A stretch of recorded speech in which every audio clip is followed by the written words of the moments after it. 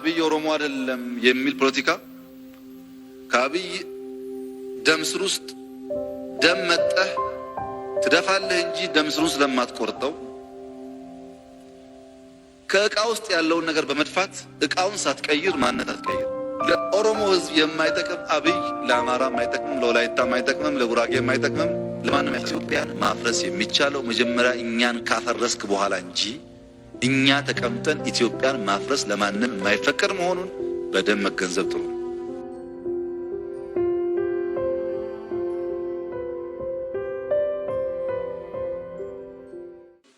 አርቲስት ሃጫሉ ሁንዴሳ በአሰቃቂ ሁኔታ ሕይወቱ ሲቀጠፍ በዛ ሰዓት ውስጥ የሴኩሪቲ ካውንስል ይህንን ጉዳይ እየተወያየበት ነበር።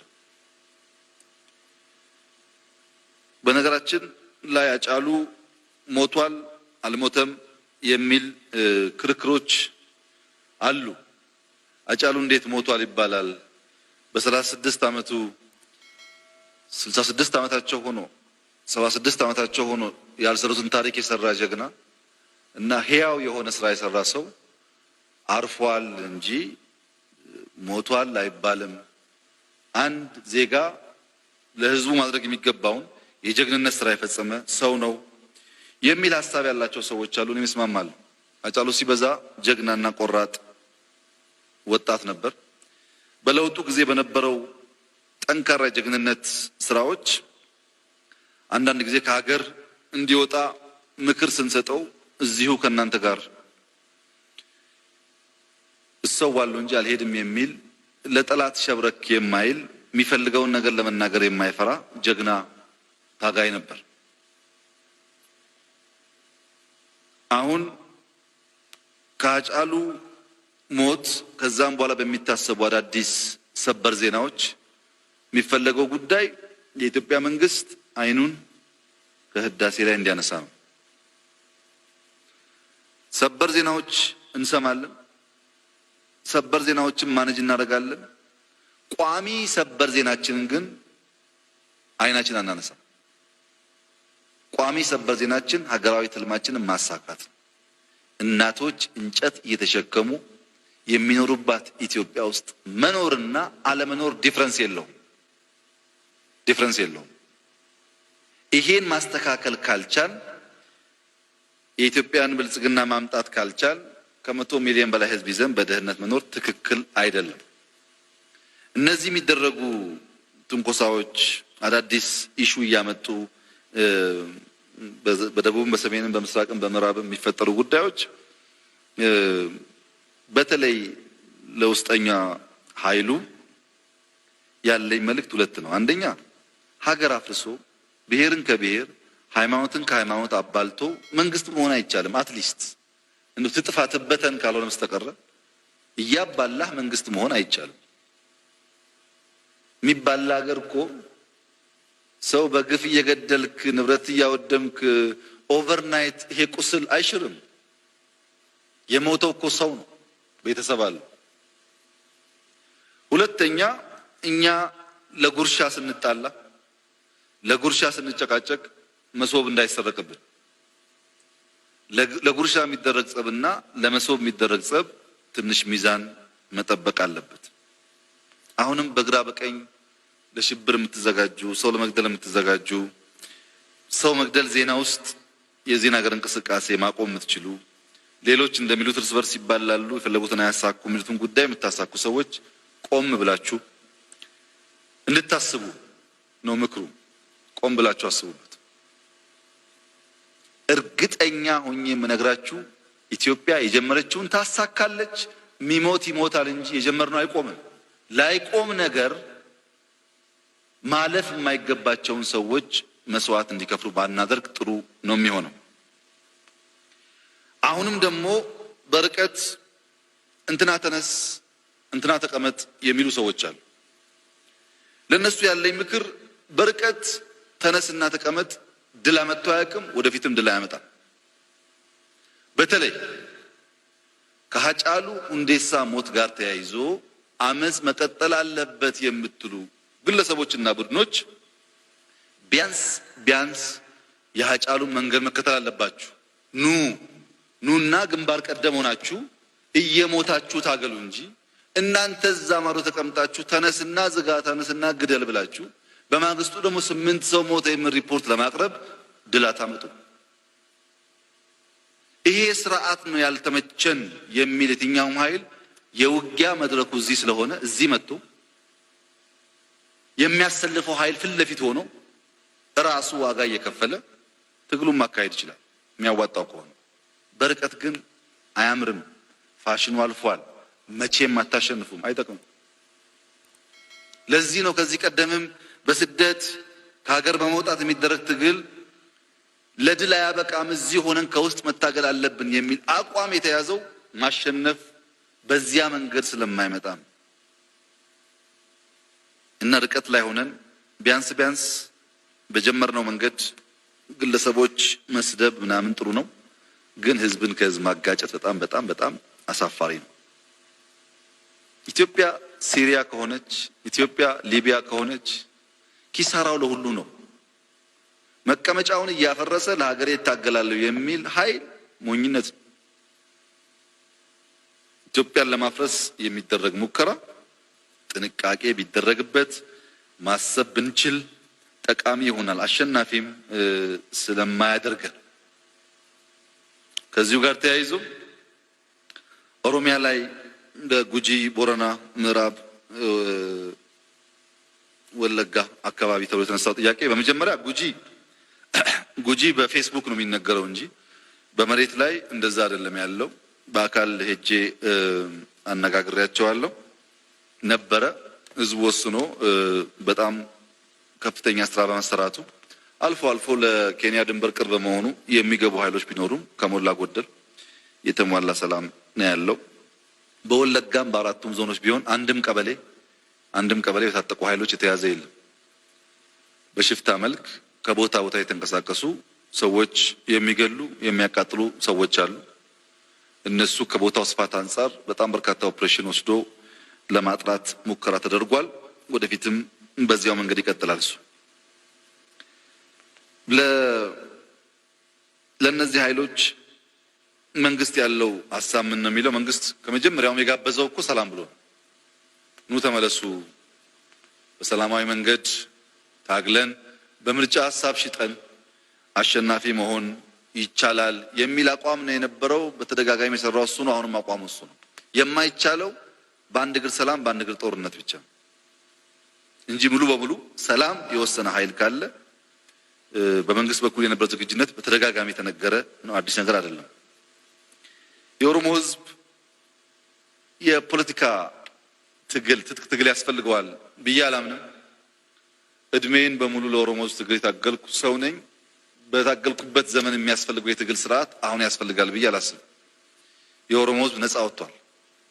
አሁን የሚያስፈልገው ልማት ነው። ኦሮሞ በመሆኑ አንገት የሚደፋበት ሀገር አይደለም ኢትዮጵያ። ኦሮሞዎች ማሰብ አትችሉ የሚባሉ ነገሮች ሁሉ ተሰባብሮ አልቀዋል። አሁን የሚያስፈልገው ብልጽግና ነው። ኢትዮጵያ ውስጥ ያለው ትግል ከአፍሪካ ትግል ጋር ይመሳሰልብኛል። አፍሪካ ከኮሎኒ ነፃ መውጣት አለባት ብሎ የአፍሪካ ወጣቶች ታገሉና ነጭ ሰዎችን ከሀገራቸው እንዲወጡ አደረጉ። በሊደርሺፕ ደረጃ ያሉት እና አፍሪካ ነፃ ወጣች። መቼ ነፃ ወጣች? አሁንም በሰው ኪስ፣ አሁንም በሰው ጭንቅላት የምታስብ አህጉር እኮ ናት። ብር ካልተሰጠን በጀት ማንይዝ፣ ሀሳብ ካልተሰጠን ማንንቀሳቀስ ነን። ነፃነት ከመጣ በኋላ ብልጽግና መጥቶ በአህጉር ደረጃ ከ1 ቢሊዮን በላይ ህዝብ ያላት አፍሪካ፣ በጣም ብዙ ሀብት ያላት አፍሪካ የራሷን ጉዳይ እንኳን ሶልቭ ለማድረግ አትችልም እየተባለ አጀንዳዋ ሌላ ቦታ የሚወሰድበት ሁኔታ እያለ ከኮሎኒ ነፃ ወጣው የሚለው ፊዚካሊ ጥለውኝ ሄዱ በሚል ቢስተካከል ጥሩ የሚሆነው። የኛን ጉዳይ እንደሱ ነው። ፖለቲካል ነፃነት አግኝተናል። ኢኮኖሚካል ለውጥ ካላመጣን፣ ብልጽግና ካላመጣን፣ ወጣት ከስደት ካልተቋረጠ፣ አርሶ አደሩ በሚያርሰው በሚደክመው ልክ ምርት አግኝቶ ህይወቱ ካልዘመነና ካልተቀየረ ትርጉም የለውም። ይሄን ለማድረግ የሚያስፈልገን የማንፈልጋቸውን አመራሮች ለማንሳት በሰላም መታገል፣ ልማት ዲሞክራሲ ለማምጣት ደግሞ ከህዝብ ጎንን መስራት ያስፈልጋል። ዝም ብለን ሌላ ቦታ የምናያቸውን ፋሽኖች እንዳለ መውሰድ አስቸጋሪ ነው። አንዱ ፋሽን የኦባማ ፋሽን ነው። ኦባማ የሚቃወሙ ሰዎች ኦባማ በአሜሪካ አልተወለደም፣ ሰርተፊኬቱ የአሜሪካ አይደለም የሚል መከራከሪያ ነበራቸው።